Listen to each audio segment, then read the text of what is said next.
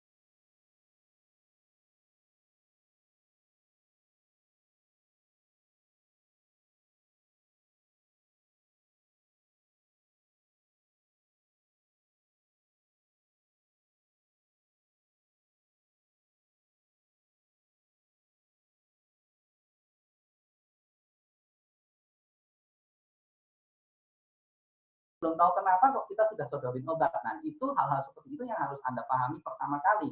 Jadi kenapa? Ya, jadi kenapa? Jadi kalau contohnya yang Roy berkati ini, serius nanya nih, laptop ROG sama MSI bagus mana ya? Kita tanya dulu, Pak Roy kebutuhannya apa? Mau buat main game, Bapak ini atlet e-sport, atau mau buat kerja? Mau buat kerjanya apa nih? Mau buat programming atau mau buat desain? Oh, saya pakai buat desain. Oke, kalau buat desain artinya Bapak seharusnya nyari yang VGA-nya bagus, yang prosesornya kuat, yang RAM-nya gede, supaya waktu dipakai buat programming, dipakai buat desain, nggak nge-lag, nggak nge-hang gitu kan. Nah, saran saya laptop yang ini nih Pak, kebetulan saya lagi punya stok diskon 20% atau diskon 15%, atau kalau misalnya Bapak beli sekarang, tak tambahin bonus mouse. Laku nggak? Langsung laku. Nah itu, jadi menurut saya supaya nggak dihindari orang, mohon maaf ya, jangan jualan kayak orang MLM. Tahu nggak orang MLM itu gimana? Semua orang ditawarin, lu mau bisnis nggak? Join bisnis gue. Jangan kayak gitu, tapi instead of kita teriak-teriak di pasar, yang harus dilakukan adalah listening.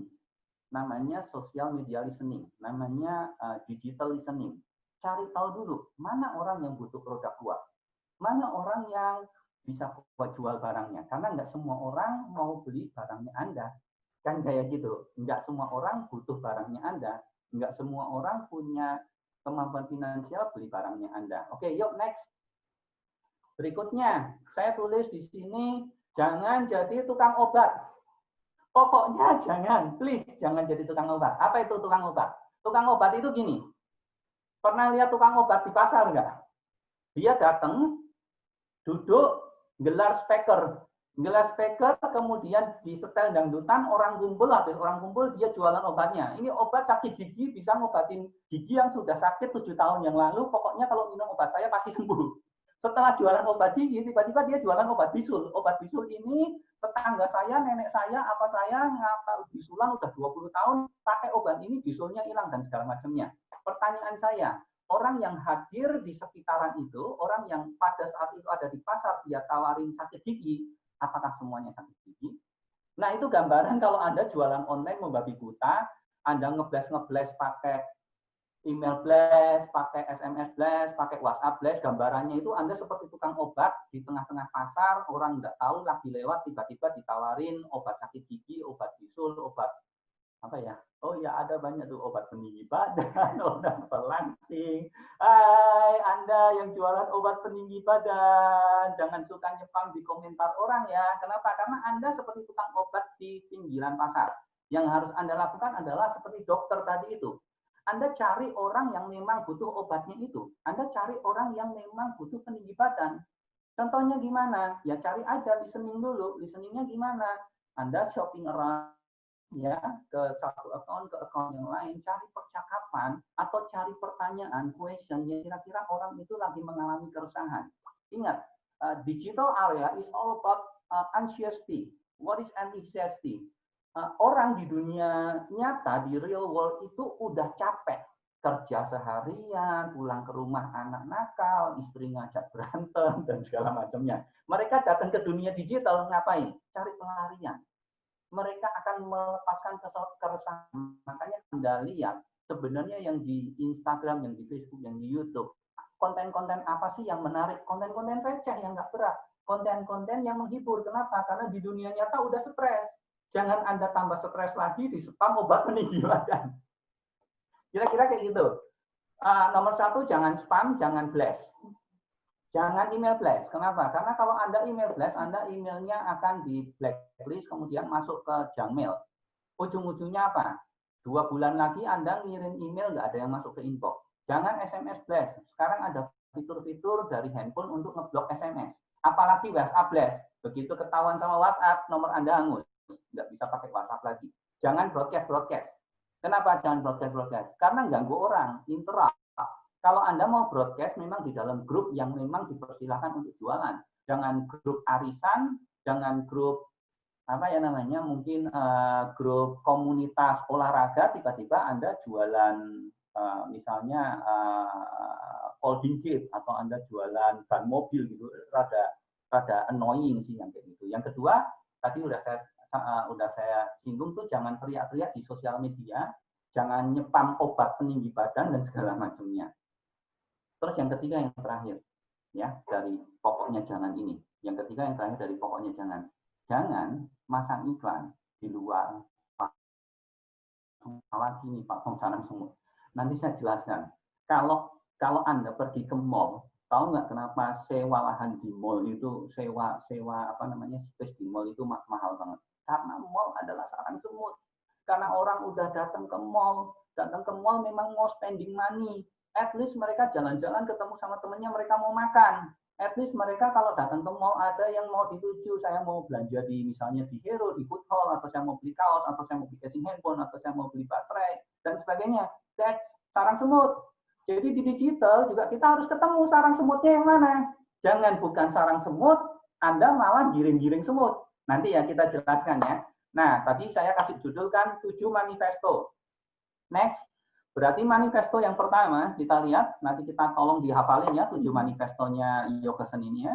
Manifesto yang pertama, by Yokosen, jadilah dokter. Tahu permasalahannya dulu, baru tawarkan barang dan jasa sebagai solusi. Dulunya, tawarkan solusi kepada yang membutuhkan. Menawarkan solusi kepada yang tidak membutuhkan, seperti garumin air laut. Semoga Anda paham maksudnya. Don't-nya yang jangan Anda lakukan adalah spam atau blast. Ini manifesto yang pertama. Diingat-ingat ya, boleh di screenshot, boleh dicatat. Nanti kalau mau minta rangkumannya, silahkan di bagian chatting. Oh, suaranya pecah. Ada yang komentar suaranya pecah. Mungkin saya rada kejauhan, saya pakai ini ya. Oke, apakah suara saya sekarang lebih jelas? Semoga suara saya sekarang lebih jelas ya. Oke. Sampai mana tadi? Oh ya, manifesto pertama. Nanti kalau memang butuh memang butuh materi ini, silakan minta kepada panitia, kepada moderator ya. Oke, next kita masuk ke pembahasan yang kedua. Nanti akan ada manifesto kedua dan seterusnya sampai manifesto ke-7. Oke. Apa itu traffic dan sarang semut? Kesalahan paling umum dari pengiklan, advertiser. Oke. Kesalahan pengiklan yang paling umum adalah beriklan.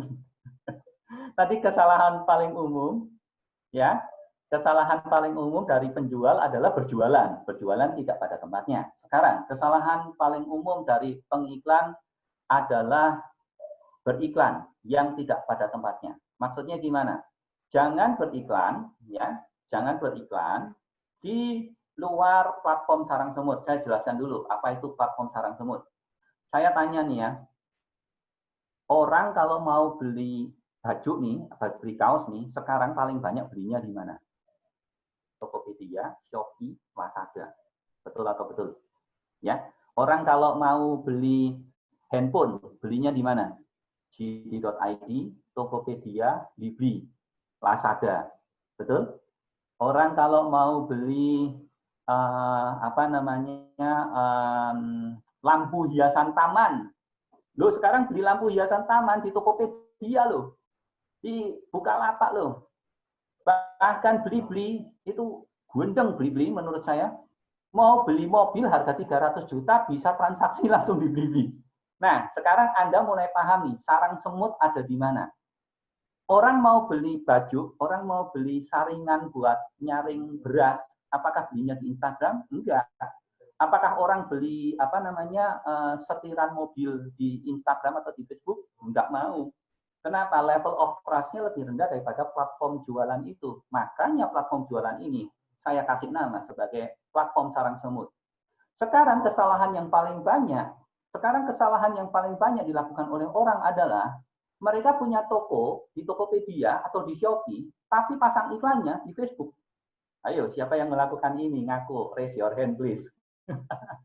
Siapa yang punya toko di Tokopedia atau di Shopee atau di Lazada, tapi Anda pasang iklannya di Facebook malah di Google, malah di Facebook sama di Google.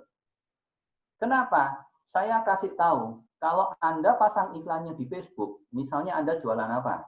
Anda jualan ini ya, misalnya Anda jualan konverter dari VGA ke HDMI misalnya. Kan ini orang banyak nyari nih. Kalau nyarinya di mana? Sekarang udah nggak pergi ke Mangga 2 lagi, nggak pergi ke Glodok ini. Pesen pesen aja langsung di Tokopedia atau di Shopee atau di marketplace, benar nggak? Anda punya toko jualan ini, kemudian Anda pengen ini laris. Jualannya kurang laris, Anda iklannya di Instagram sama di Facebook. Oke, Anda spend money di Instagram, di Facebook, kemudian ada orang ngeklik. Begitu ngeklik, apa yang terjadi? Masuk ke toko Anda di Tokopedia. Apakah orang langsung beli di situ? I tell you a big secret, but it's bitter true ya. Mereka akan shopping around lagi, banding-bandingin harga, cari harga yang paling murah dan lokasi yang paling dekat, serta rating penjual yang paling tinggi. Jadi traffic yang Anda bawa dari Google atau dari Facebook itu, Anda bawa masuk ke tokonya Anda, mereka nggak jadi beli di tokonya Anda, mereka malah pergi keluar, kemudian mereka belinya di toko lain karena ada yang jual yang lebih murah. Itu namanya Anda melakukan kesalahan sebagai pengiklan. Gambaran lebih jelasnya gini. Anda punya toko di mall, di Mangga 2. Kemudian Anda pasang billboard gede-gede. Ya, Anda punya toko di Mangga 2, Anda pasang billboard gede-gede di Tebet. Tujuannya supaya orang Tebet mau belanja di tokonya Anda. Jual komputer atau jual aparel atau jual sepatu atau jual apapun gitu ya. Orang datang ke Mangga 2, apakah ada jaminan belinya di toko Anda? Enggak, karena ada toko yang lain, mereka akan shopping around, banding-bandingin harga dulu, yang paling murah dibeli. Nah, itulah kesalahan. Pengen dapat omset, pasang iklan gede-gedean di Facebook, di Google, ujung-ujungnya nggak dapat omset, malah boncos. Oke, next. Harusnya gimana? Nih, harusnya gini. Seharusnya beriklannya ya di sarang semutnya. Kan ada gula, ada semut. Benar nggak? Kalau misalnya Anda punya toko di mall, punya restoran di mall, ya, kalau Anda punya restoran di mall, kan Anda nggak ngiklan restoran Anda di luar mall. Anda ngiklannya kan di dalam mall. Di pintu masuknya mall, Anda ingin pasang iklan banner, banner gitu kan. Makan dimsum tempat saya beli 2 gratis 1. Kan kayak gitu. Bukan pasangnya Anda misalnya mallnya Taman Anggrek, bukan Anda pasangnya di Bekasi kan, tapi Anda pasangnya di pintu masuknya mall Taman Anggrek kan, atau di eskalator kan, atau di liftnya kan. Sama persis di dalam Tokopedia, di dalam Shopee, Bukalapak, Blibli, Anda jangan pasang iklannya di luar sana dong. Anda pasang iklannya justru di dalam Tokopedia. Kenapa? Karena di dalam Tokopedia, perhatikan ini baik-baik ya, di dalam Tokopedia orang ketik apa? Orang ketik yang dia mau cari. Kita tinggal arahkan semutnya, nyicipin gulanya kita. Coba di next slide-nya sekali. Nih, contohnya nih. Ya, ini contohnya nih ya. Ya. Kalau Anda jualan sepatu sport, orang di dalam Tokopedia kan banyak tuh yang nyari sepatu sport.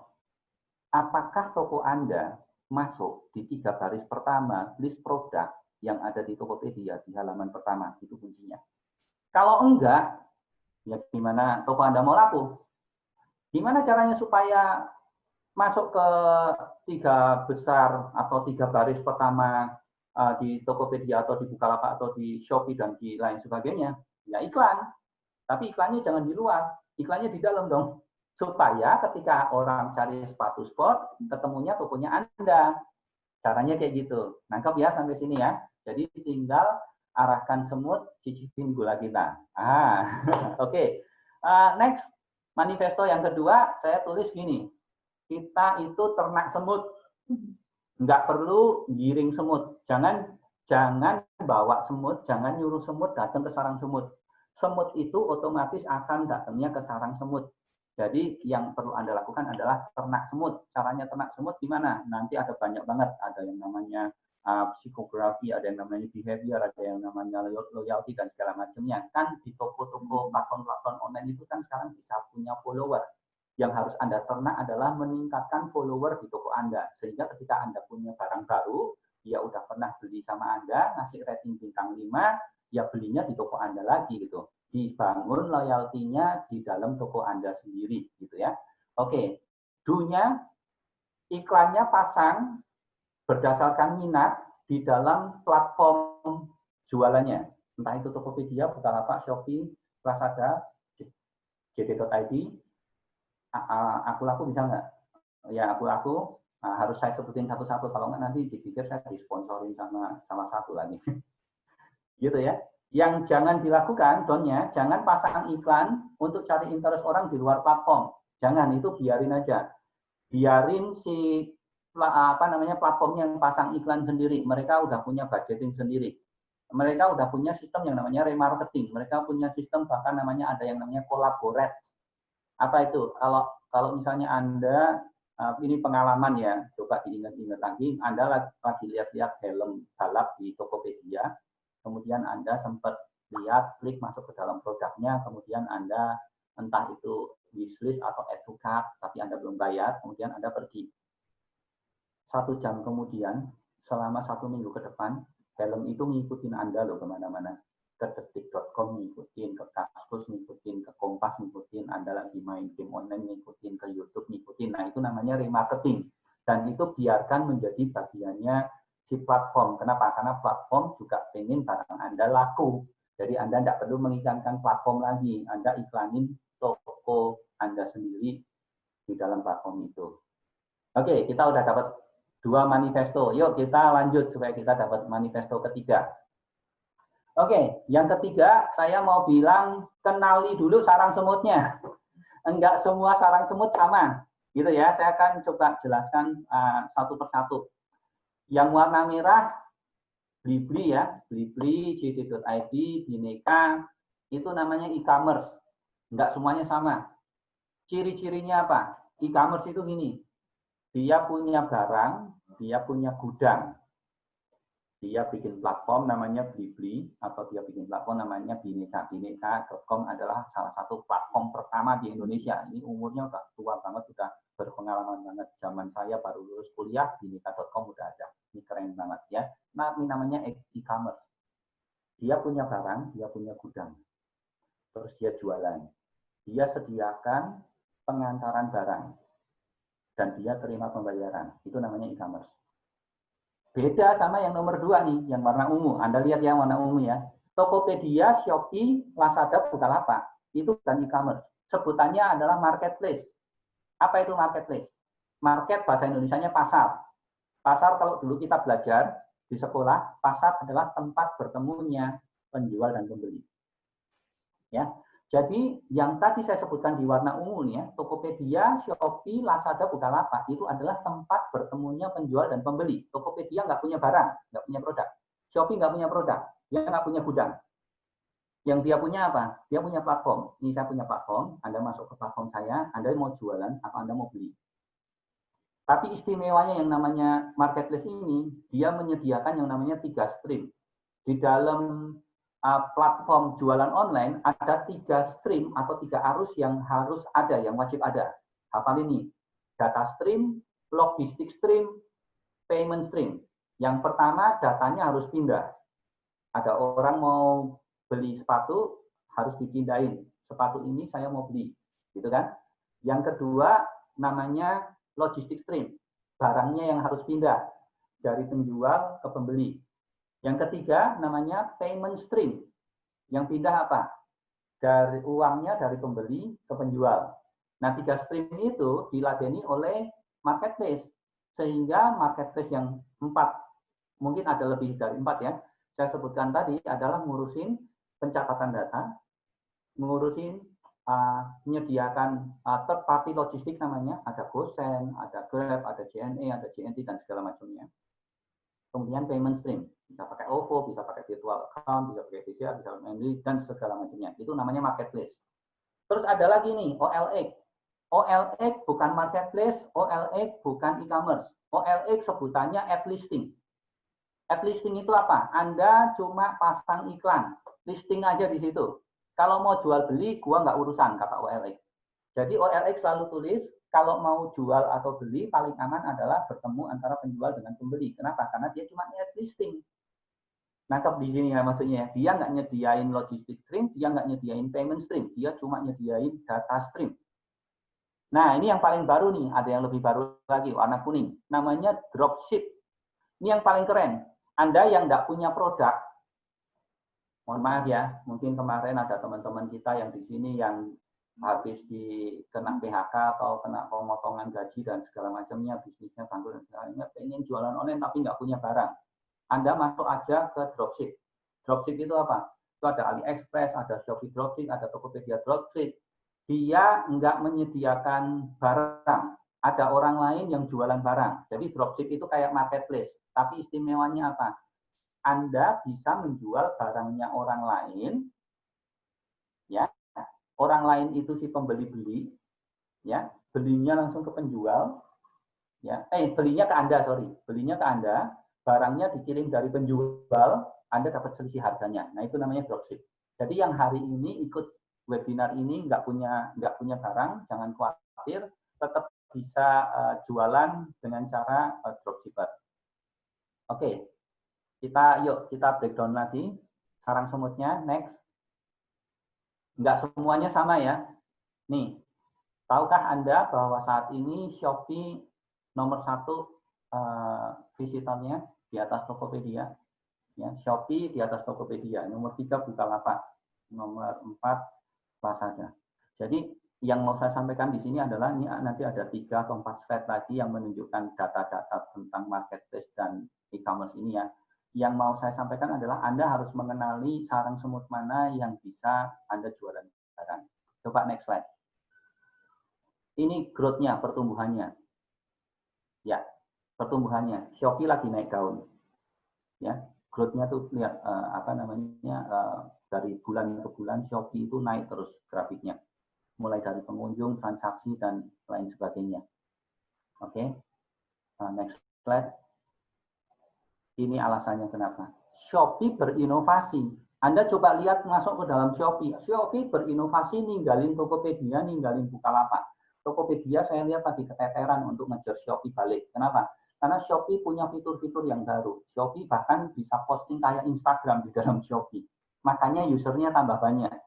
Kalau kita lihat di sini rata-rata di Shopee orang nongkrong ya, orang datang di Shopee rata-rata 14 menit di desktop, 3 menit di handphone.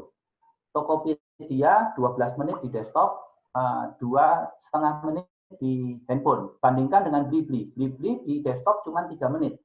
Jadi kalau Anda mau jualan, kira-kira Anda jualannya di mana? Nah, itu dia. Makanya Anda harus mulai mengenali sarang semutnya. Tapi bukan berarti sekarang Shopee paling bagus ya. Pertanyaannya adalah barang Anda apa nih? Sesuaikan dengan marketnya. Coba next slide satu lagi. Kebetulan kita punya data ini top kategori. Kalau Anda mau jualan fashion, Shopee nomor 1. Tapi kalau Anda jualan handphone, ya jangan di Shopee. Anda jualan handphone di mana? Di Bukalapak, di Tokopedia, di Blibli. Walaupun Blibli tadi cuma 3 menit. Atau harusnya JD.id itu harusnya tinggi tuh karena jaminan asli gitu ya. Anda mau jualan groceries ya, itu di bawahnya toys ya. Kalau mau jualan groceries di mana? Di JD.id sama di Blibli. Tapi usernya memang paling banyak Shopee. Nah, sekarang berdasarkan data ini Anda sendiri yang tentukan Anda punya barang jualan apa gitu. Oke, next. Berarti manifesto ketiganya adalah kenali sarang semutnya. Enggak semua semut punya jenis, nggak semua sarang semut punya jenis semut yang sama. Pilih platform yang sesuai dengan kategori produk Anda. Oke, down-nya jangan brutal jualan dan iklan di semua platform. Oke, ini udah mulai masuk pertanyaan. Kalau jual makanan, gimanakah? Saya jual kepiting masak. Oke, para attendees yang terhormat, itu ada di layar handphone Anda atau di layar laptop Anda ada tulisan Q dan A, Q&A, question dan answer. Silahkan dimasukkan pertanyaannya di Q&A, jangan di chatting, karena nanti akan ada panelis yang akan memilih dari Q&A, kemudian nanti dipilih pertanyaannya dari situ. Oke, Pak Edwin, Pak siapa lagi tadi, mohon untuk ngetik ulang pertanyaannya di Q&A ya. Terima kasih. Oke, kita lanjut. Next. Yoke, gimana kalau saya mau bangun website sendiri? Banyak banget yang nanya sama saya. Mereka tahu saya bisa bikin website dengan bagus. Mereka tahu saya bisa bikin website yang canggih. Mereka tahu track record saya dari 2002 saya udah programming. Saya udah 18 tahun programming, udah hafal banget harus bikin apa. Bahkan kalau perusahaan lain bikinnya 3 bulan, saya bisa bikinnya 1,5 minggu. Kenapa? Karena modul yang saya punya udah lengkap banget. Dari 18 tahun yang lalu saya udah coding, tapi pertanyaannya kayak gini, Anda siap nggak punya website buat jualan? Kenapa? Karena website buat jualan, dua hal utama penting nih. Satu, Anda harus punya traffic, yang kedua Anda harus punya konten. Punya nggak traffic sama konten? Oke, Yokeson bisa ladenin traffic sama konten, bisa layani lagi, tapi ada 3 stream lagi yang Anda harus jawab, yang tadi sudah saya sampaikan. Data stream Anda maunya kayak gimana keamanan datanya? Yang kedua, Anda punya partner third party logistik nggak untuk nganter-nganter barangnya? Yang ketiga ya, Anda punya fitur pembayaran yang convenience nggak buat user. Kalau Anda belum bisa nyiapkan ini, saran saya ya nggak usah bangun website sendiri. Next, kalau tetap ingin bangun website sendiri, ada yang namanya Shopify. Shopify itu di situ fitur-fiturnya udah lengkap. Nanti kapan-kapan saya akan cerita tentang Shopify ya. Karena webinar ini Bapak Ibu enggak cuma diadakan hari ini, kita adakan secara kontinu ya. Nanti akan diumumkan next webinar apa yang akan kita bicarakan. Oke. Siapkah Anda punya webinar? Tadi ya, traffic itu seperti darah buat tubuh manusia. Enggak ada traffic, no blood, kita die. Ya dong, kita bangun website harganya bisa 60 juta, 120 juta, tapi nggak ada orang datang. Kayak kuburan sepi gitu. Ya, bisnis mati, nggak ada omset, nggak ada cuan gitu. Yang kedua, konten. Anda harus punya landing page, Anda harus punya copywriter yang bagus. Kenapa? Ada yang namanya bounce rate. Bounce rate itu gini, Anda masuk lewat iklan, klik masuk ke satu website, ternyata websitenya kok kayaknya nggak bagus. Anda keluar dari website itu namanya bounce rate. Untuk punya website, Anda harus jaga bounce rate-nya harus serendah mungkin. Bounce rate yang bagus kira-kira 35-40%. Tapi website-website yang baru, yang tidak termanage, biasanya bounce rate-nya sampai 80%. Artinya kalau 10 orang masuk website-nya Anda, yang 8 keluar, yang 2 shopping around. Ya, syukur-syukur kalau ada satu yang beli. Jangan-jangan 100 orang yang masuk, baru 1 orang yang beli. Nah, itu ya gawat. Toh. Nah, kemudian data stream, perpindahan data. Memerlukan beberapa sistem keamanan. Anda harus mulai memikirkan ini servernya gimana, server arsitektur, high level arsitektur, desainnya kayak gimana. Oke, saya harus punya firewall-nya supaya nggak di-hack orang, nggak lupa-lupa datanya. Saya harus punya yang namanya demilitary zone firewall. Saya harus punya yang namanya disaster recovery center. Kalau server saya yang di sini mati harus secara otomatis nyala di disaster recovery center. Ada juga satu sistem satu metode di mana disaster recovery center-nya minimal berjarak 20 km dari server utama. Kenapa? Karena kalau server utama kena kebakaran atau kena gempa bumi atau kena banjir, server yang satu masih harus nyala. Jadi tidak segampang yang Anda bayangkan kalau punya website sebenarnya. Kalau Anda serius benar-benar mau bisnis, gedein bisnis di online ya. Kemudian logistik stream, perpindahan barang dari penjual ke pembeli. Apakah Anda sudah berkolaborasi dengan third party logistik semacam JNT, Si Cepat, Si Ninja, Ninja, kemudian kurir-kurir instan seperti GoSend, Gojek, ya kan? Itu semuanya kan harus diurus dulu tuh. Nah, itu juga nggak gampang tuh. Nanti kita dikasih API-nya harus pakai sandbox dulu, dites dulu segala macam. Oke, kemudian payment stream, perpindahan uang dari pembeli ke penjual. Orang beli sekarang udah males disuruh ke ATM, Pak. Orang beli sekarang maunya, oh ya udah langsung bayar, bisa pakai OVO, bisa pakai GoPay, atau bisa pakai Dana, atau bisa pakai link aja. Disuruh transfer pakai M-Banking aja, sekarang udah males. Kenapa? Karena kalau M-Banking, verifikasinya lama. Saya deg-degan juga nunggu verifikasi 15 menit nih. Tapi kalau pakai OVO, begitu saya pencet masuk nggak sampai 10 detik saya terverifikasi bahwa saya udah bayar. Nah, ini yang harus dipikirin kan. Jadi Anda ingat-ingat ya, kalau mau bangun platform online, ada 3 arus atau 3 stream yang Anda harus pegang, yaitu data stream, logistik stream, dan payment stream. Tidak semudah itu, Ferguson. Oke, next. Ya, ini manifesto keempatnya. Tentukan prioritas aja. Anda itu maunya jadi apa? Kalau Anda cuma mau jualan, cukuplah cuan dari jualan aja. Nggak usah bangun website, Pak. Jualan aja di sarang semut. Kalau Anda punya brand, baru Anda boleh bangun online shop. Itu pun nggak selamanya harus transaksi di websitenya Anda. Bisa aja Anda bangun, punya brand ya. Misalnya saya punya brand. Brandnya apa ya? Lumba-lumba. gitu ya, brand sepatu merek lumba-lumba misalnya kayak gitu. Nah, brand ini dibikinkan websitenya sebagai company profile, product catalog. Tapi karena ngurusin data stream, logistic stream, dan payment stream itu tidak semudah itu Verbuso, maka katalog itu kalau dipencet, biarin aja transaksinya di Tokopedia, Pak.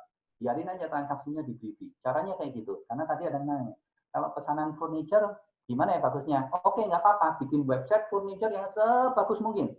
Tapi jangan transaksi di dalam website Anda. Gimana caranya? Bikin katalog produk yang bagus, lengkap deskripsinya sampai orang ngiler pengen beli. Begitu ngeklik, transaksinya di Tokopedia. Kecuali Anda sudah siap untuk yang tadi saya sampaikan, 3 stream itu, data stream, logistic stream, payment stream. Gitu ya. Jadi jangan, kalau misalnya masih tanggung, jangan jadi pelanduk di tengah-tengah gajah. Maksudnya apa? Kalau gajah lawan gajah berantem, pelanduk itu mati di tengah-tengah. Tokopedia itu gajah, Bukalapak itu gajah, itu gajah. Mereka lagi saling berantem, saling perang apa? Merebut user. Mereka pengen traction-nya setinggi mungkin. Mereka rebutan user, active user. Mereka rebutan apa namanya converted user. Mereka rebutan sales user. Jadi Andi nggak usah ikut-ikutan di tengah itu gitu. Bangun aja kalau memang benar-benar punya brand apa namanya transaksinya biarin di tempat lain. Itu manifesto keempat ya. Oke, kita masuk manifesto kelima. Yoga, gimana kalau saya jualan di media sosial? Oke, kesalahan paling umumnya adalah interupsi.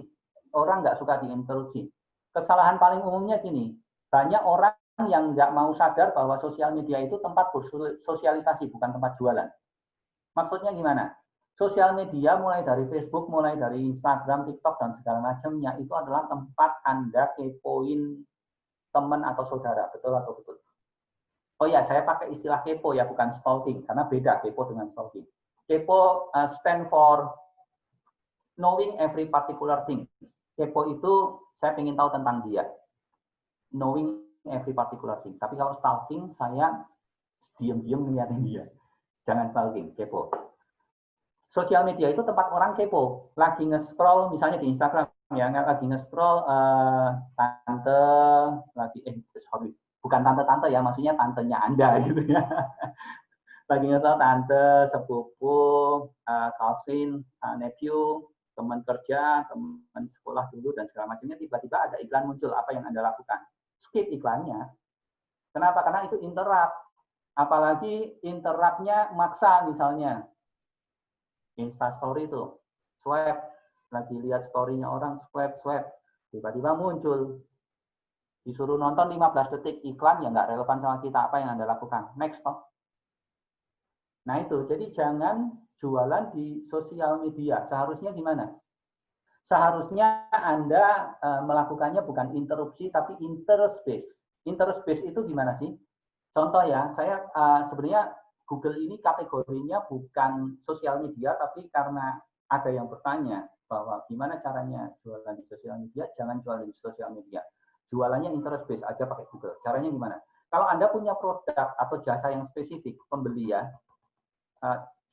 langsung postingnya di Google. Contoh gini, itu saya search ya, pipa AC Tangerang, karena saya tinggalnya di Tangerang. Kantor kami di Alam Sutra, saya tinggalnya di Tangerang Selatan. Ya, saya cari, saya lagi butuh pipa AC saya bocor misalnya. Bukan entah gimana ceritanya, digigit sama tikus misalnya, AC-nya bocor pipanya. Apa yang Anda lakukan? Daripada saya pergi ke toko AC, mendingan saya search di Google kan. Nah, waktu search di Google, pipa AC Tangerang, kok sayang banget di situ munculnya Tokopedia. Paling atas tuh.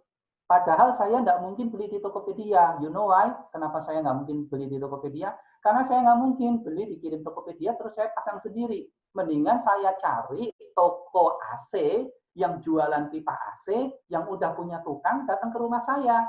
Jadi caranya gimana? Pasang iklannya di search network. Kalau Anda misalnya toko AC, caranya gimana? Ada orang search dengan kata kunci pipa AC, langsung ada nomor teleponnya tuh yang di sebelah kanan tuh, Polarin itu. Saya nggak kenal Polarin ya, saya nggak promosi dia ya. Itu ada nomor teleponnya tuh, 08 sekian. Kalau dibuka pakai handphone, nomor handphone itu bisa langsung diklik. Nah itu paling bagus. Kenapa? Ada orang mau butuh pipa AC, atau ada orang butuh folding gate, atau ada orang butuh genteng, atau ada orang butuh apa namanya itu toren ya, yang buat air di atas itu ya. Kan ada orang beli toren gimana ya? Ya pasang iklan di situ kalau jualan toren. Kenapa? Karena orang yang beli toren pasti minta dipasangin sekalian. Caranya kayak gitu kalau Anda punya pembeli yang spesifik. Nah, itu kalau pertanyaannya, Yoga gimana caranya jualan di sosial media? Saya jawab, nggak bisa, kecuali Anda memang punya akun yang sudah punya follower setia yang memang belinya berkali-kali. Misalnya apa? Anda punya akun Instagram yang jualannya kaos atau jualannya lipstick. 3 bulan sekali atau 4 bulan sekali orangnya bisa beli. Oh ya boleh, Anda posting di situ. Tapi nggak hard selling. Postingnya apa? Postingnya ya, lipstick ini kalau dibandingin sama lipstick ini, dipakainya cocok occasion-nya, yang lipstick ini misalnya untuk kondangan, yang lipstick ini untuk hangout sama teman-teman. Kalau kaos misalnya, kaos yang ini size-nya sekian, cocoknya dipadu-padankan sama jeans yang ini dan segala macamnya. Jangan terus-menerus jualan, saya jual kaos harga sekian, free ongkir dan segala macamnya, lama-lama di-unfollow sama orang gitu. Nah, kira-kira kayak gitu. Next. Gimana cara saya tahu supaya saya bisa jualan melalui online? Cari trennya dulu. Ini ada yang namanya google.com/trends, pakai S ya. Nanti Anda boleh coba sendiri. Ya, di situ Anda bisa lihat tren apa yang sedang berkembang di daerah Anda. Ini saya udah set Banten, karena saya Tangerang. Anda bisa set langsung se-Indonesia kalau memang Anda jualannya nasional. Kalau Anda jualannya di Semarang, ya udah set aja Jawa Tengah. Misalnya kayak gitu. Waktu saya set Banten, saya cari tahu apa sih yang lagi ngetrend di Banten, orang cari, saya setnya itu fiturnya belanja ya, bukan berita ya. Jadi ini bisa di-set di Google Trend, ini bagus banget. Anda boleh catat nanti. Nih. Saya set 90 hari terakhir, artinya apa? 3 bulan terakhir ini, selama masa pandemi, saya pengen tahu tren belanja orang di Banten yang paling tinggi apa? You know what? Ternyata sepeda. Makanan turun, handphone turun, kaos tetap segitu doang, sepeda ngelonjak tinggi. Ya nggak perlu diceritakan alasannya lah ya, semua orang nggak bisa olahraga, nggak bisa nge-gym, bosen di rumah. Yang paling aman apa? Lari sama sepedaan. Toko sepeda sekarang lagi panen, lagi hura-hura nih, toko sepeda. Bahkan saya tadinya nggak punya sepeda, beli sepeda langsung buat saya, buat istri, buat anak, tetangga nggak dibeliin, ponakan dibeliin. Ya itu Anda search aja. Kenapa? Yang mau saya sampaikan gini. Kalau ternyata bisnis Anda kena dampak pandemi, kemudian memang nggak bisa survive, Pak, jangan ngelawan apa tanda petik ya, mohon maaf nih, jangan ngelawan takdir. Anda harus cepat pivot, switch ganti bisnis. Kenapa? Karena Anda bisa tahu sebenarnya sekarang yang dicari orang itu apa pakai Google Trend. Dan pivot itu dilakukannya harus cepat, nggak boleh lambat. Anda kalau pemain basket pasti tahu ada istilah pivot. Pivot itu adalah gerakan yang tadinya ngadep ke sana, jadi ngadep ke sana, tapi harus dilakukan dengan cepat. Kalau pivotnya kayak Putri Solo, bolanya pasti direbut sama lawan. Nah, sama persis. Anda kalau mau pivot di bisnis harus cepat. Ini hari 2-3 bulan ini adalah saat yang paling tepat kalau bisnis Anda kemarin keganggu, bisnis Anda tumbang, ini saat yang paling tepat untuk pivot. Caranya gimana? Risetnya di mana? Google Trend. Nggak ngerti cara risetnya, hubungi kami, nanti kami bantu. Oh ya, ngomong-ngomong, saya nggak tahu tadi udah disampaikan atau belum. Di akhir acara ini nanti akan ada 2 peserta yang akan beruntung mendapatkan gratis konsultasi dari perusahaan kami selama 1 bulan. Jadi nanti ada form yang silakan Anda isi. Kayak misalnya, Pak, saya mau nanya lebih lanjut tentang gimana caranya riset tren di Google. Ayo, Pak, gimana caranya pasang iklan di Tokopedia. Ayo, gimana caranya deskripsi produk yang bagus di Tokopedia. Ayo, nah itu ada 2 orang yang akan mendapatkan gratis manage konsultasi selama 1 bulan ke depan, dihitung dari 1 Juli sampai akhir Juli. Jadi jangan lupa nanti setelah selesai acara, moderator akan mengumumkan. Jadi nanti kalau ada pertanyaan-pertanyaan yang terlalu teknis, karena ini saya sudah minta panitia tulis ya bahwa ini memang acara webinar ini untuk pemula. Jadi kalau yang memang sudah mahir, mohon maaf, dengan sangat hormat, memang ini acaranya memang untuk pemula. Oke, next, berarti manifesto kelima, kita udah sampai manifesto kelima. Jangan memaksa ya, kita harus lihatnya dari market dulu, baru produk. Jangan produk dulu baru market. Market dulu baru produk itu maksudnya Anda bangun marketnya dulu. Anda lihat market mana yang lagi berkembang. Baru Anda lihat produk Anda cocok nggak. Kenapa? Karena jangan paksakan produk ke semua market. Kalau Anda paksakan produk ke semua market, Anda pasti tumbang. Iklannya pasti boncos, pasti nggak dapat omset. Oke, next. Nomor 6. Manifesto nomor 6 ya. Oke, sekarang kita udah sama-sama paham bahwa ternyata begini ya cara jualan di online. Kita nggak bisa sembarangan pasang iklan di Instagram, di Google, dan segala macamnya. Kita udah paham. Ternyata kita udahlah pakai platform yang udah ada aja. Tadi udah dijelaskan bedanya marketplace, e-commerce, ad listing, sama dropship. Kita udah sama-sama tahu. Kita udah sama-sama tahu, oke, kita jualan barang yang lagi ngetren, jangan jualan barang yang nggak ngetren. Kemarin sekitaran 2 bulan yang lalu mendekati Lebaran, saya ada bantu satu toko kue, ya. Toko kue ini bisnisnya cukup terganggu karena memang pandemi. Tokonya harus tutup. Ada 3 plus 1 cabangnya kalau tidak salah harus tutup. Tinggal pabrik utama aja yang bisa buka. Rada bingung juga sih, gimana ya caranya supaya kita bisa laku. Wah, berbagai macam cara kita lakukan. Ternyata tahu nggak, Bapak Ibu, apa yang terjadi? 3 minggu sebelum Lebaran. 3 minggu sebelum Lebaran kita bisa jualin produknya toko kue ini, ya, toko roti ini, untuk produk kue Lebaran itu roasnya itu kalau kira-kira spending iklan itu cuma sekitaran 3%.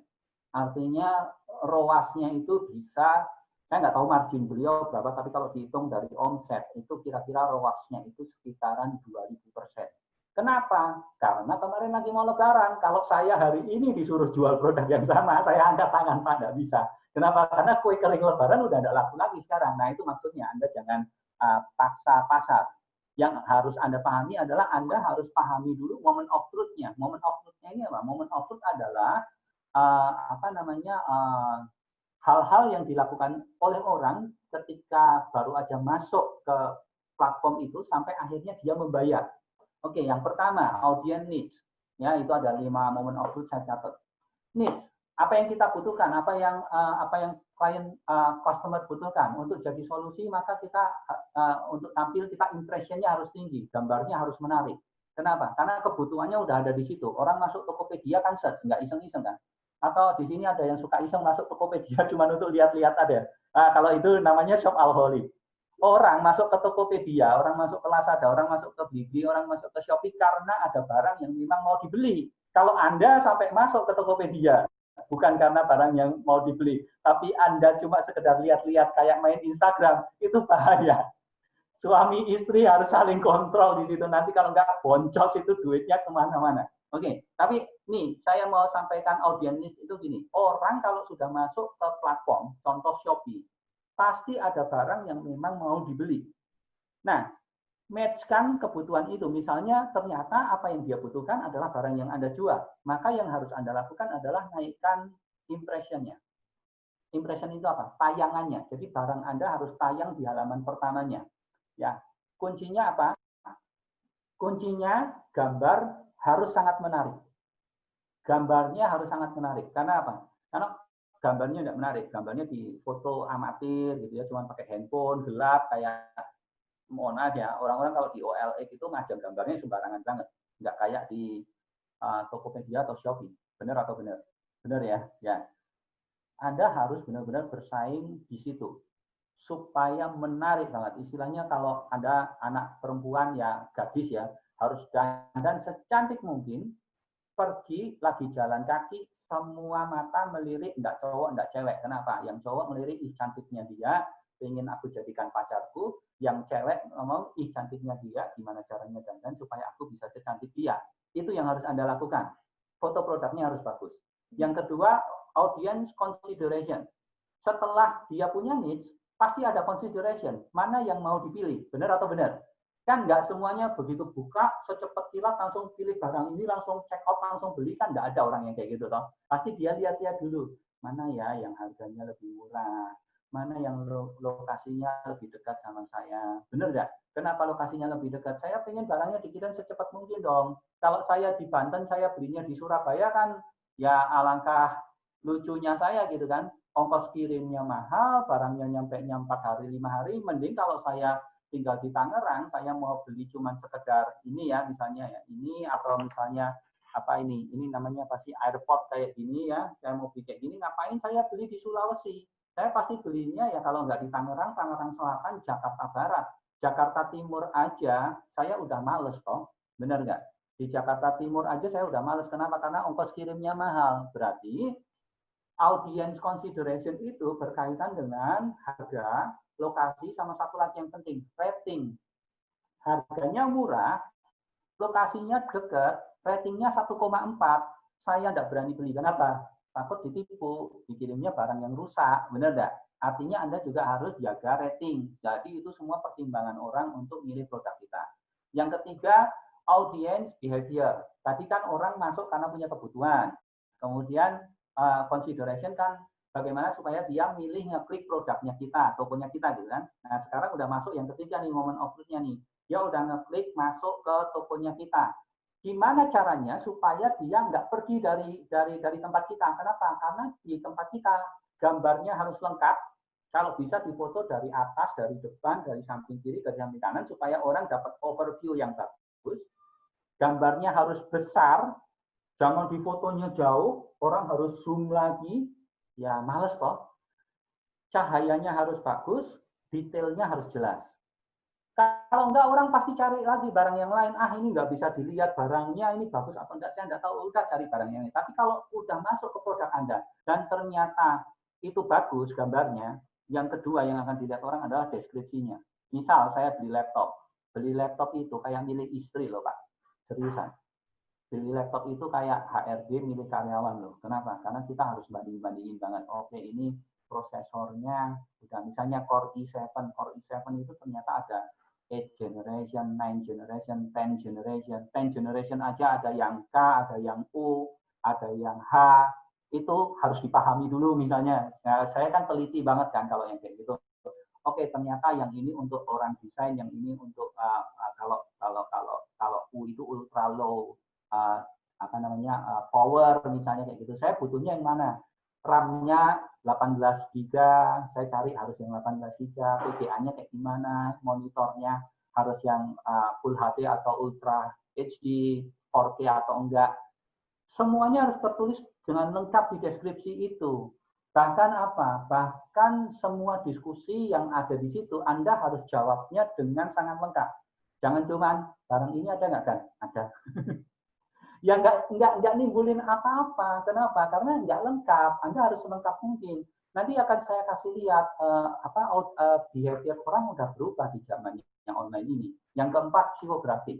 Setelah orang selesai ngelihat dari gambar, kemudian deskripsi, kemudian ulasan atau diskusi, masih ada lagi, Pak.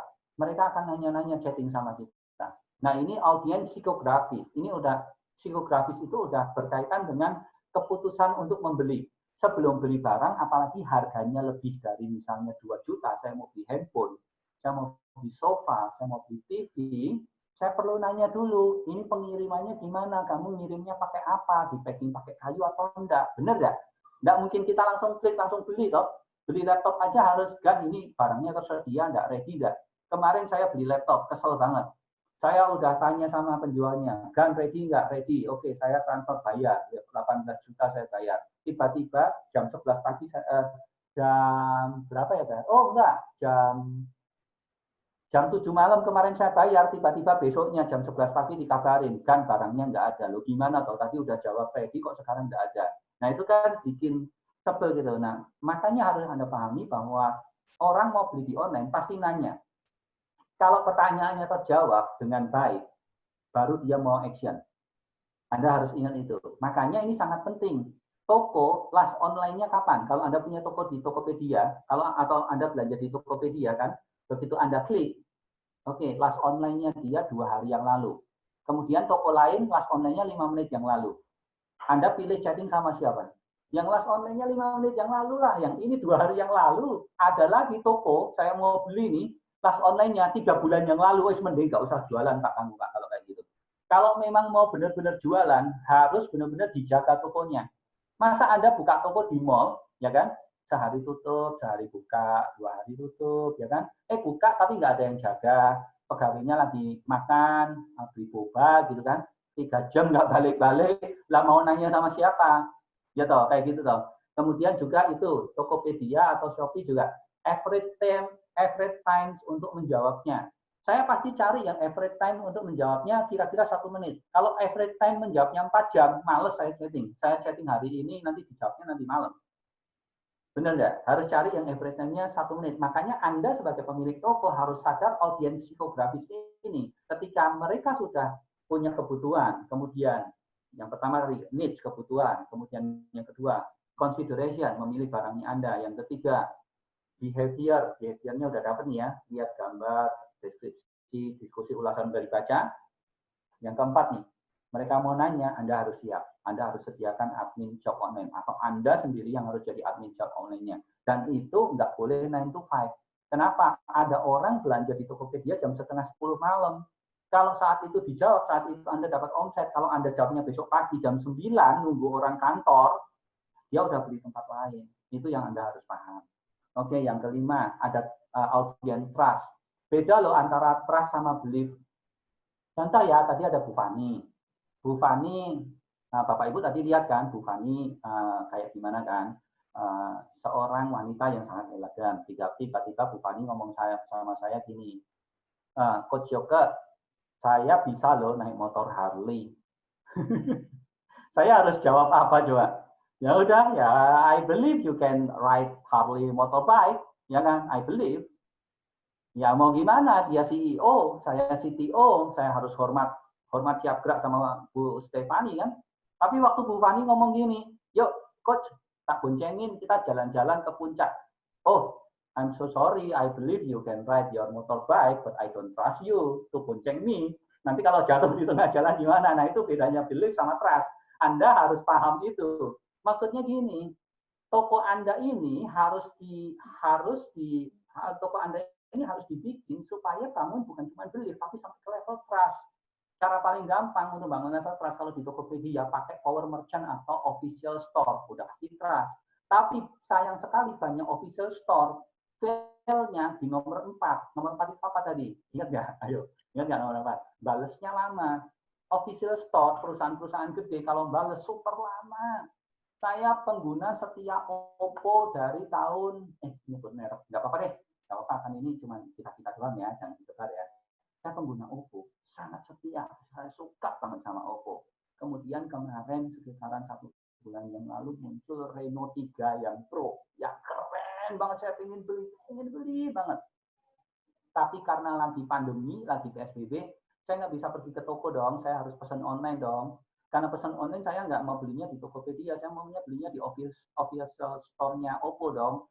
Saya klik masuk ke official store-nya Oppo yang di Tokopedia. Saya chatting, dibalas gini, nanti dibalasnya kalau nggak salah 4 jam. Saya chatting dari jam 11 pagi, dijawabnya kalau nggak salah jam 3 sore. Terus dijawabnya gini pas jam 3 sore. Nanti akan ada sales representatif yang menghubungi Bapak ya. Saya okein dong. Oke, terus saya ngurusin main sama anak dan segala macamnya. Tahu enggak Bapak Ibu, 2 hari enggak ada yang menghubungi saya. Serius. 2 hari enggak ada yang menghubungi saya. Akhirnya apa? Padahal saya pengen banget, ngiler-ngiler pengen punya Reno 3 itu. Saya akhirnya chatting lagi sama si call center-nya itu yang hubungin saya pakai WhatsApp. Halo, kok sales representatifnya belum hubungin saya? Dijawabnya gini, oh mohon maaf sebentar Pak, nanti sebentar lagi ada yang hubungin. 2 jam nggak ada yang hubungin saya. Sampai akhirnya saya jawab gini, ya udah deh, nggak jadi deh, sayang banget saya udah pakai Oppo sekian tahun, beberapa seri saya udah pakai, tapi kayaknya saya harus switch ganti merek. Akhirnya saya sekarang pakai Huawei. Kok Huawei sih, ini apa sih Xiaomi? Saya pakai Xiaomi. Saya pakai Xiaomi ini. Toko jidat. Anda punya shop online jangan sampai kayak gitu. Anda yang perusahaan gede di sini, ya, hire orang 24 hour, serius. Anda kalau mau sukses di jualan digital, hire orang, perusahaan besar ya, 24 jam harus ada admin yang online. Mau jam 3 pagi, jawab sebelum 2 menit. Dia akan beli. Kenapa? Karena orang yang masuk ke official store, levelnya bukan belief, tapi levelnya udah trust. Official store lebih tinggi daripada power merchant. Ya, kalau perlu apa? Kalau jual makanan, ada logo MUI-nya, ya di bagian deskripsinya tuh ya, ditaruh nomor registrasi MUI-nya berapa, logo halal ya. Ada BPOM-nya, nomor registrasi BPOM-nya berapa. Kenapa? Itu menimbulkan trust supaya cepat transfer orangnya. Nangkep ya sampai sini ya. Oke, next. Nah, ini kan kita selalu kenal yang namanya AIDA, attention, desire, intention, interest, desire, action. Nah, yang kita udah kenal itu ya. Tapi sekarang saya tambahin NAIDA. Kenapa? Karena yang pertama sebelum attention harus ada needs. Kalau nggak ada needs, attention mau setinggi apapun juga percuma. Kenapa? Gambur-gamburin uang doang. Tadi prinsipnya sarang semut udah kita bahas panjang. Oke, baru attention, interest, desire. Setelah desire nggak langsung action. Yokeson mengajarkan setelah desire pasti as. Nangkep ya? Dan as itu harus terjawab, kalau enggak orangnya kabur. Next. Manifesto ke-6, pahami si semutnya. Kalau tadi Anda harus paham sarang semutnya, sekarang Anda harus pahami si semutnya. Si semut yang kecil sedang apakah kamu, gitu kan? Nah, itu harus paham semutnya. Pakai audience perspektif, jangan pakai company perspektif. Kalau pakai company perspektif, top down, vertikal, Anda akan ditinggalkan. Nggak akan ada orang beli. Tapi kalau pakai audience perspektif, level of communication-nya jadi horizontal. Level of communication-nya jadi tanya-jawab. Pertanyaan terjawab, dia akan action. Oke, yang terakhir, manifesto ke-7. Saya disuruh mempercepat karena waktunya hampir habis. Nanti ada sesi tanya-jawab. Saya percepat ya. Pahami konversi. Ini agak ribet kalau mau dijelaskan mungkin satu sesi sendirian. Kapan-kapan ya, nanti mungkin bulan depan kita akan bikin sesi konversi iklan. Iklan itu konsepnya gini. Iklannya tayang, ada di peringkat berapa? Karena iklan tayang nggak semuanya di atas. Ada iklan tayang, bisa di bawah. Benar ya? Iklannya tayang, peringkat berapa? Diklik orang atau enggak? Kalau udah diklik orang, kan kita harus bayar tuh sama pihak platformnya. Barangnya terjual enggak? Kalau barangnya udah terjual, untungnya tipis atau enggak? Nah, sekarang kita lihat satu persatu dengan cepat ya. Next, tolong. Kalau song ditayang, impressionnya rendah, artinya Anda salah kata kunci. Ada jualan minuman kemasan, ya, minuman kemasannya tapi minuman yang kaleng ya misalnya, larutan penyegar cap badak yang ada badaknya gitu ya, misalnya itu. Tapi Anda malah masukkan kategorinya di AMDK, air minum dalam kemasan. Mirip sih, tapi AMDK itu aqua, gitu. Atau malah Anda salah masuk kata kuncinya, Anda masukin kata kunci nyasar-nyasar ke kopi. Orang lagi nyari kopi, lu suruh minum larutan penyegar. Ya enggak mau dong. Biarpun larutan penyegar cap badak, diingetin terus sama Om Deddy Miswar, ingat yang ada badaknya, ingat yang ada badaknya, tapi orangnya lagi pengen minum kopi, ya enggak mau beli dong. Gitu, berarti Anda salah kata kunci. Next, kalau song di peringkat, artinya Anda kalah bid. Berarti pesaing Anda ngebidnya lebih tinggi. Misalnya, bidnya satu klik Anda cuma Rp250, mungkin ada yang ngebid 300. Anda coba-coba naikkan bidnya, supaya apa? Waktu iklannya tayang, peringkatnya di atas. Oke, kalau kliknya song, artinya tampilan thumbnail dan persaingan harga Anda yang jelek. Artinya thumbnailnya Anda kurang menarik, atau harga Anda ketinggian. Kenapa? Karena begitu orang cari status spot tadi itu, kan yang muncul kan banyak tuh. Toko A, toko B, toko C, toko D, dan segala macamnya.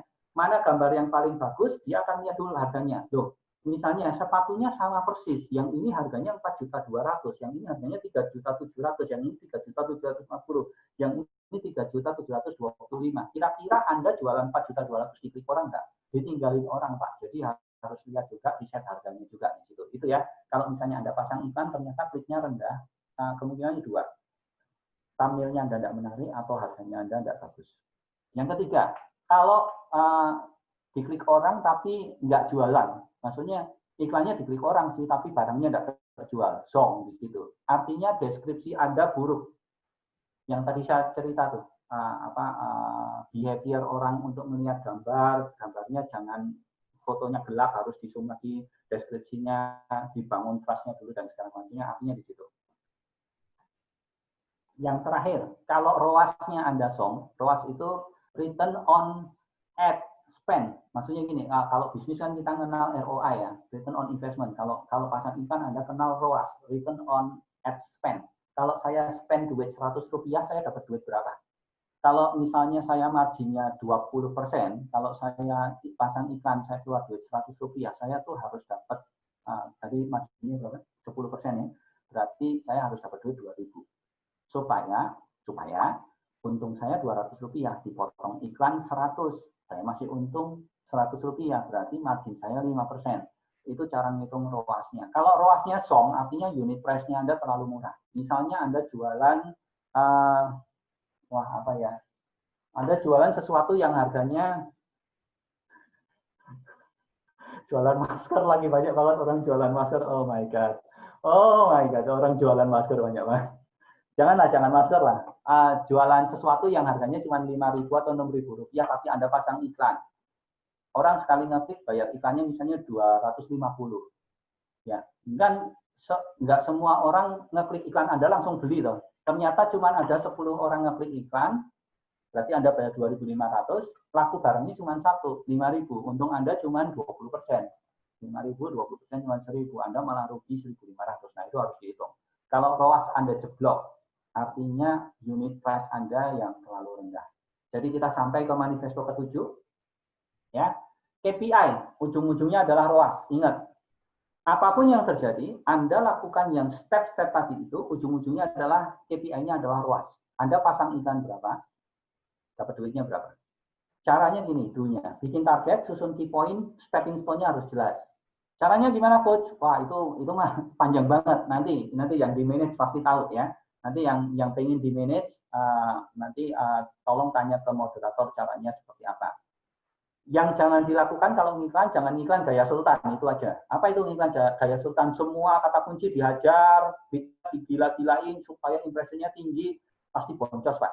Pasti ROAS Anda pasti hancur-hancuran gitu. Akhirnya kita sampai pada kesimpulan akhir, ya. Next.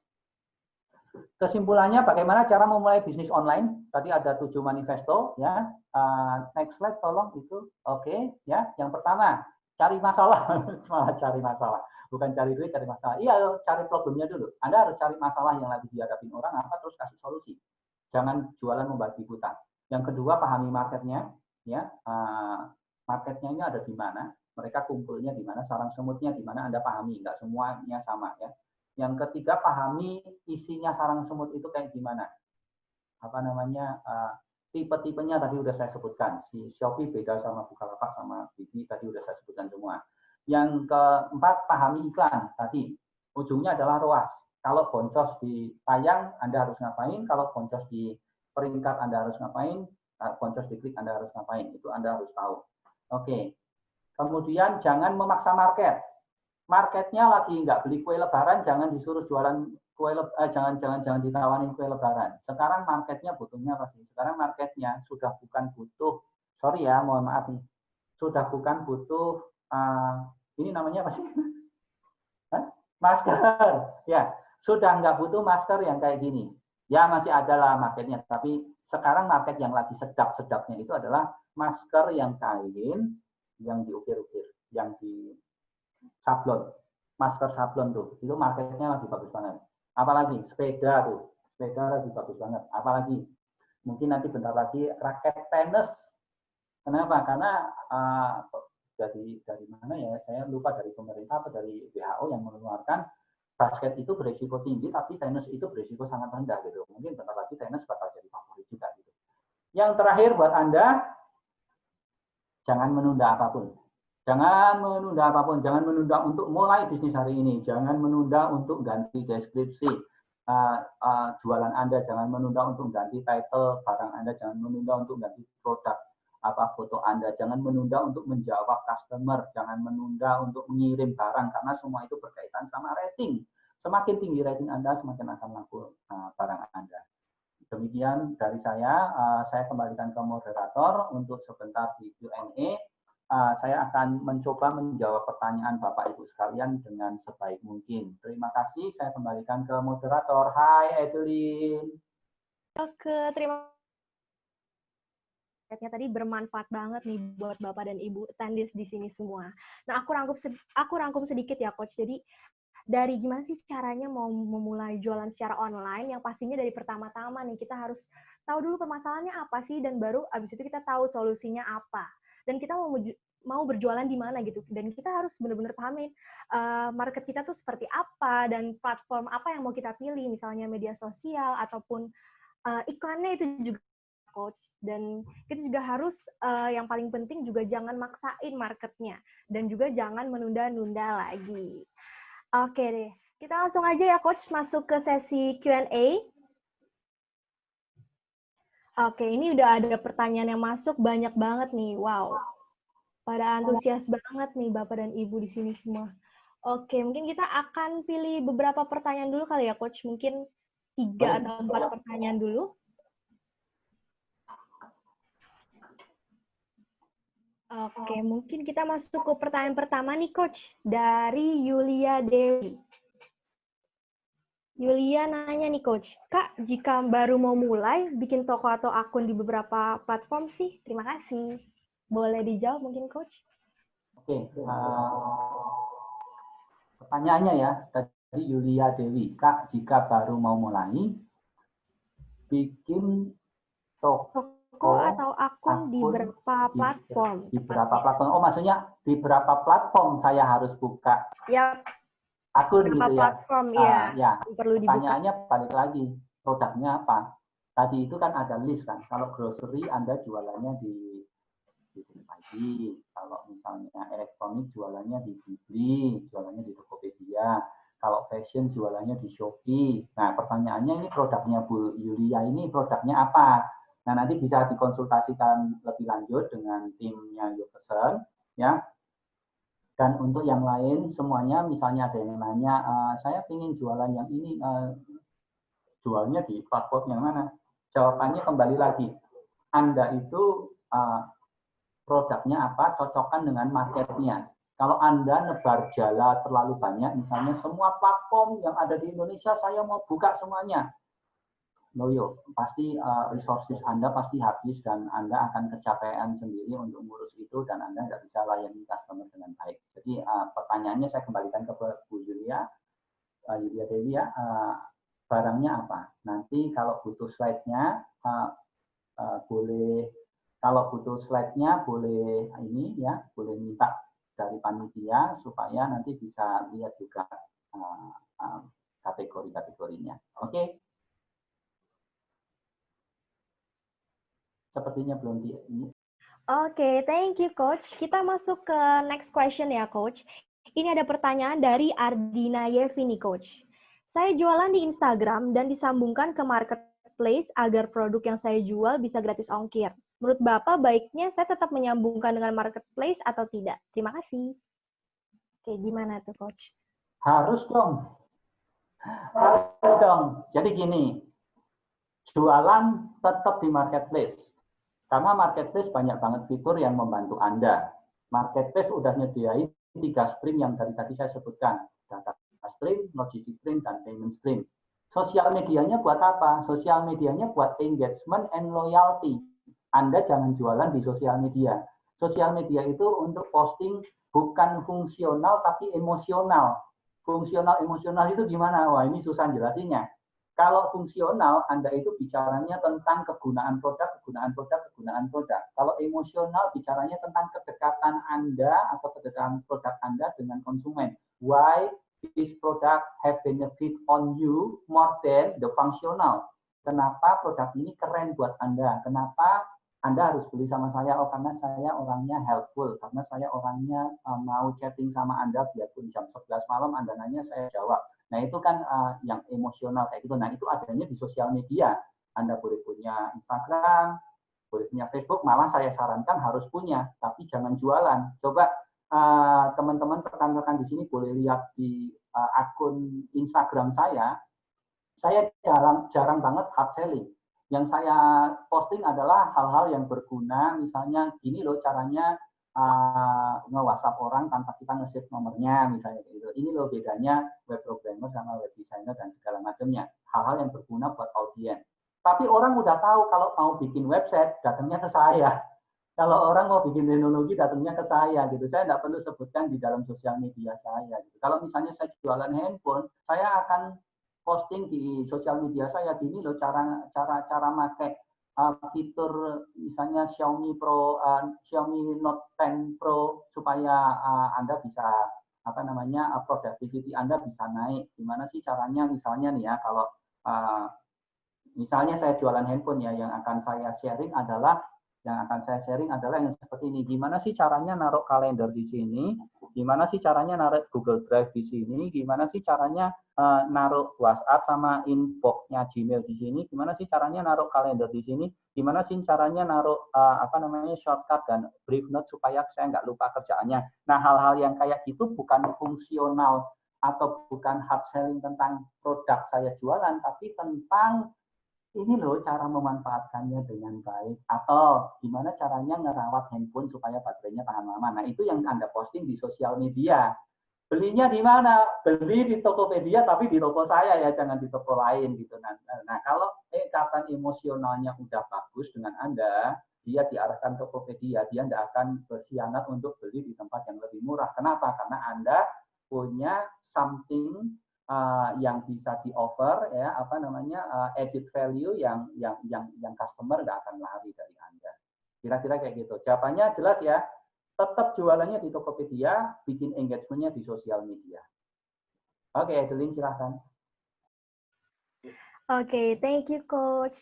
Nah, sekarang kita masuk nih, ada pertanyaan lagi. Kali ini mungkin agak menarik ya. Kita ada pertanyaan tentang gimana jika saya jualan makanan, yaitu makanannya kepiting masak nih Coach. Kira-kira cocoknya itu di platform yang mana ya? Soalnya tadi belum nemu informasi tersebut. Terima kasih banyak. Boleh langsung dijawab Coach? Jelas banget itu. Platformnya namanya GoFood, GrabFood. Benar ya? Jadi kalau jualan makanan, jualnya di Blibli, ya dikirim pakai JNE keburu basi. Kalau jualan makanan, GoFood. Nah, GoFood itu Anda harus benar-benar foto yang makanan itu sangat menarik, bukan cuma menarik, kelihatan enak, tapi Anda harus tahu kondisi saat ini. Apa ini kondisi saat ini? Kondisi saat ini semua orang lagi concern terhadap higienis, terhadap kesehatan. Jadi informasi yang perlu Anda kasih di GoFood adalah makanan kami diproses dengan sangat sehat dan higienis.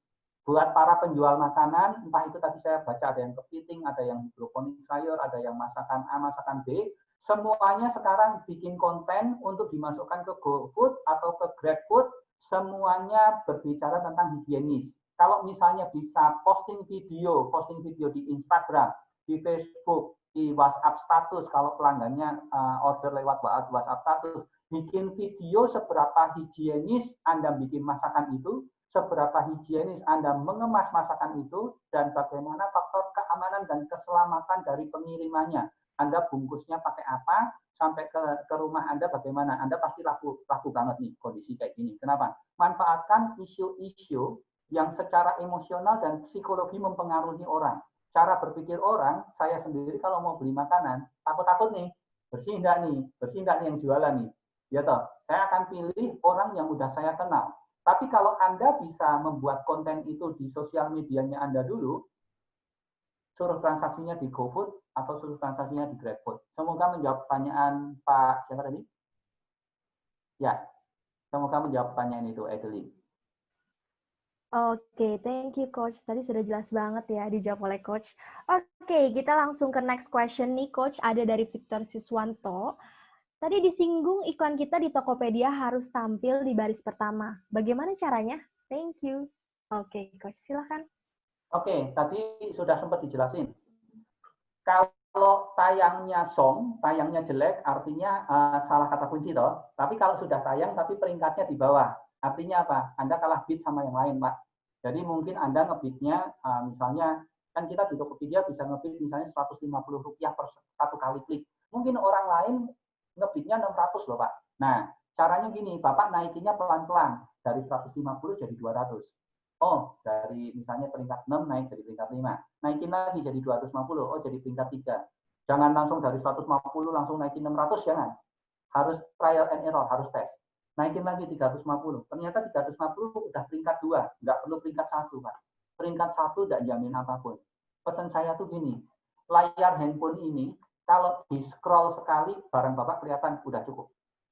Kenapa? Karena orang kebiasaan kalau mau beli di Tokopedia nih ya, cari barang, jempolnya gimana? Dia lihat yang pertama, dia nggak ketemu, dia naik ke atas. Tapi cuma satu kali, dia nggak mungkin scroll sampai bawah. Jadi Bapak naikkan bidnya pelan-pelan mulai dari Rp50, naik lagi Rp50, naik lagi Rp50, sampai Bapak ketemu bisa peringkat 2 atau 3. Nggak perlu peringkat 1, Pak. Demikian, hadirin.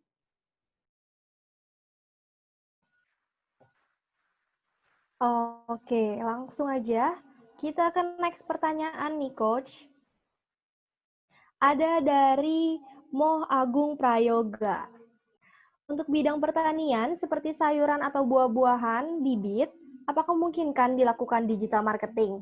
Masih pesimis soalnya. Waduh, gimana nih, Coach? Saya punya kawan baik, namanya Bro Sani Gaddafi. Beliau punya platform namanya Rego Pantes. Nah, jualan di Rego Pantes. Wah, itu udah paling top itu. Itu teman kuliah saya. Ini dia yang punya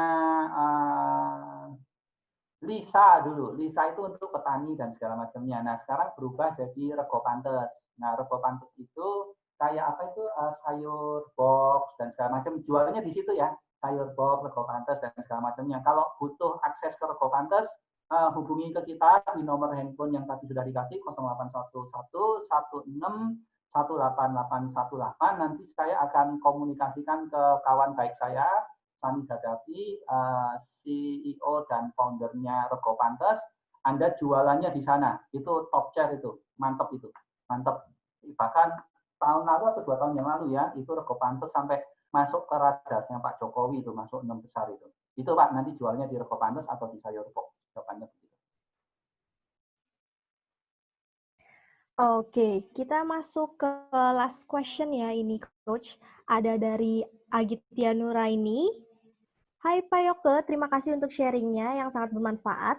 Bagaimana untuk menentukan market dan bangun market untuk produk yang akan kita jual? Untuk yang baru mau pertama kali jualan online. Terima kasih. Nah, produknya udah ada atau belum? Bersyukurlah kalau produknya belum ada. Kenapa? Karena sekarang ini lagi susah, banyak banget orang yang susah karena produknya nggak laku dijual. Kenapa? Karena kebutuhan orang lagi ada prioritas yang lebih penting tentang pandemi ini. Nah, kalau Anda memang belum punya produknya, lakukan riset dulu di Google Trend yang tadi.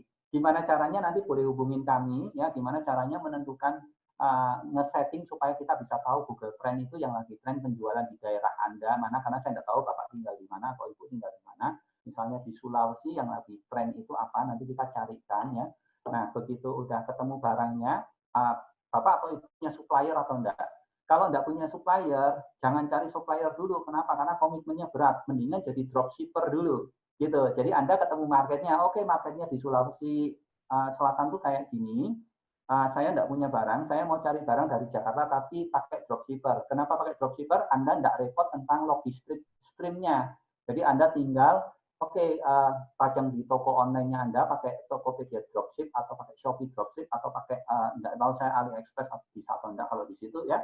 Kemudian Anda pajang produk itu, Anda up harga, misalnya up harga 15 atau 20%, barangnya laku kan gini, biarpun misalnya di Jakarta harganya 100.000, di Sulawesi harganya 120.000, tapi orang yang tinggal di Sulawesi belinya sama Anda 120.000. Karena apa? Karena ongkos kirim dari Jakarta bisa 300.000, gitu loh caranya. Nah, belinya sama Anda gitu ya, nanti Anda akan dapat selisih harganya. Jadi kata kuncinya adalah riset pasar dulu. Dengan cara apa? Paling gampang sekarang pakai Google Trend. Nanti boleh hubungi ke kami untuk bagaimana caranya. Cukup ya, Edelin ya? Oh, ternyata masih ada satu pertanyaan lagi nih, Coach. Terakhir. Oke, gimana? Satu pertanyaan lagi. Oke, kita langsung aja. Ini ada pertanyaan dari Richard Arden nih, Coach. Selamat siang, saya mau bertanya, apakah di zaman sekarang ini kita membutuhkan Instagram sebagai portofolio dari toko dan produk yang kami jual? Terima kasih. Bingit. Butuh banget. Tapi bukan untuk jualan. Bahkan bukan cuma Instagram. Kalau Anda mau tahu, Instagram, Facebook, LinkedIn, Twitter, Blogspot, website, Kaskus, semuanya Bapak harus ada di mana-mana. YouTube, TikTok, tapi jangan hard selling. Bikin konten yang relate, yang relevan dengan audiens yang Anda sasar. Maksudnya gimana? Produk Anda nih yang beli siapa?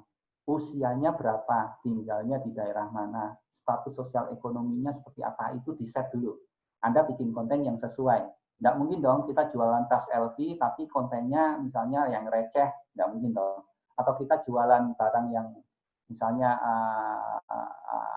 minuman kemasan yang harga 6.000, kita bikin kontennya untuk yang kayak tas LV, kan nggak mungkin. Jadi penting banget Anda harus manage namanya appearance, namanya exposure. Jadi Anda harus tebar jala kemana-mana.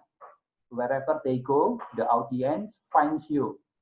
Kemudian Anda nanti ada teknik-tekniknya lah ya. Ada yang namanya influencer, merekomendasi produk Anda. Ada yang loyal customer, memberikan ulasan atau testimoni produk Anda. Itu disebar kemana-mana. Sehingga ketika produk Anda kedengaran namanya terhadap audiens yang pas, dia search di Google, dimanapun juga ketemu. Loh, Instagram masuk Google? Oh, masuk. Itu ada yang namanya alternatif teks Instagram. Bahkan gambarnya bisa masuk ke Google juga, gitu. Gitu ya. Jadi nanti kalau mau belajar lebih lanjut, mungkin ada sesi khusus yang seperti ini, atau kalau mau konsultasi langsung dengan kita, bisa hubungi di nomor tadi. Mungkin Edelin boleh kasih tahu lagi nomornya. Thank you ya, cukup ya. Terima kasih semuanya. Oke, saya kembalikan ke Edelin.